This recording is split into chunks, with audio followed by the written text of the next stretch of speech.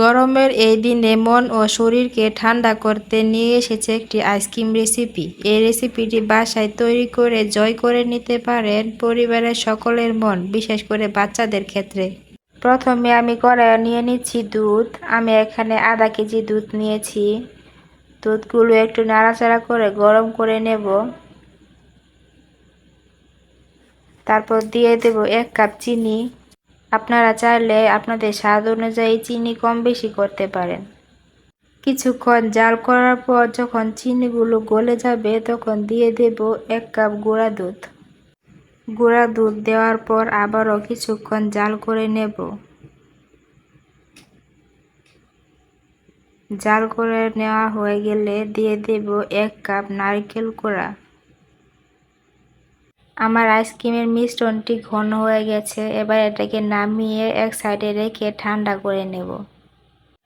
আমি একটি বাটিতে আইসক্রিমের মিশ্রণটি ঠান্ডা করে নিয়েছি আর নিয়েছি কিছু নারকেল কোড়া।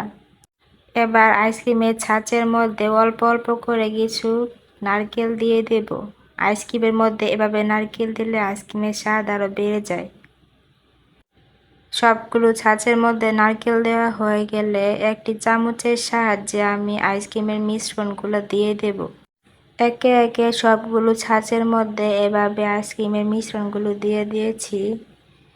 আইসক্রিমের ছাঁচের মুখগুলো ভালো করে বন্ধ করে আমি ডিপ ফ্রিজে 7-8 ঘন্টার জন্য রেখে দেব। ফিরে এলাম 7-8 ঘন্টা পর। আমি এখানে কিছু বরফ নিয়েছি যেন আইসক্রিমগুলো গলে না যায়। এবার একে একে সবগুলো আইসক্রিম আমি বের করে নেব।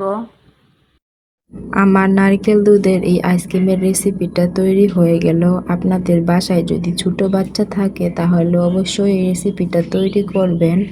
আমার ভিডিওটি যদি ভালো লেগে থাকে তাহলে অবশ্যই লাইক করবেন, কমেন্ট করে জানাবেন আর সবার আগে আমার ভিডিওটি পেতে চাইলে অবশ্যই সাবস্ক্রাইব করবেন।